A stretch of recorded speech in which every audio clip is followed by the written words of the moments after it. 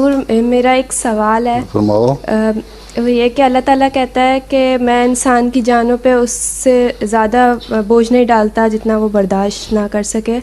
تو بعض دفعہ ایسے حالات ہوتے ہیں, کوئی مشکل آتی ہے اور انسان بیمار پڑ جاتا ہے, یا بعض دفعہ اس کو ہارٹ اٹیک بھی ہو جاتا ہے اور فوت ہو جاتا ہے, تو اس کی کیا ڈیفینیشن ہے؟ اللہ تعالیٰ نے یہ کہا ہے کہ ساری زندگی ہر انسان ہمیشہ رہے گا اور کبھی فوت نہیں ہوگا؟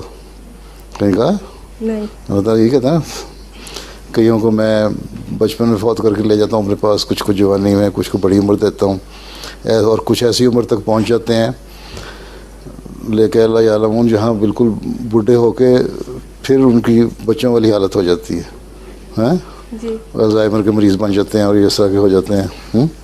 تو اللہ تعالیٰ نے تو پہلے ہی سارا کچھ بتا دیا. ہاں بوجھ اللہ تعالیٰ نہیں ڈالتا, لیکن جو ہاں سر نے فرمایا کہ جو بیماریاں ہیں اس دنیا میں ہوتی ہیں وہ انسان کے جو غلطیاں ہیں, گناہ ہیں, ان کو کم کرنے اور جھڑنے کا باعث بن جاتی ہیں. وہ سزا جو اگلے جہان میں ملنی ہے, جو زیادہ خطرناک ہو سکتی ہے, وہ تھوڑی بہت یہاں مل جاتی ہے.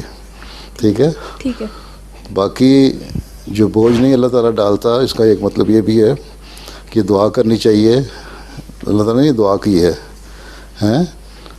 سکھائی ہے ہمیں کہ یہ دعا کرو کہ میری طاقت سے بڑھ کے مجھے بوجھ نہ پڑے, اور اگر بوجھ پڑنا ہے تو طاقت اتنی اللہ تعالیٰ بڑھا دے. ٹھیک, اس کا مطلب اپنی طاقت کے بڑھانے کی دعا کرو. ٹھیک, صحیح ہے, تاکہ اس بوجھ کو برداشت کر سکو. ٹھیک ہے جی.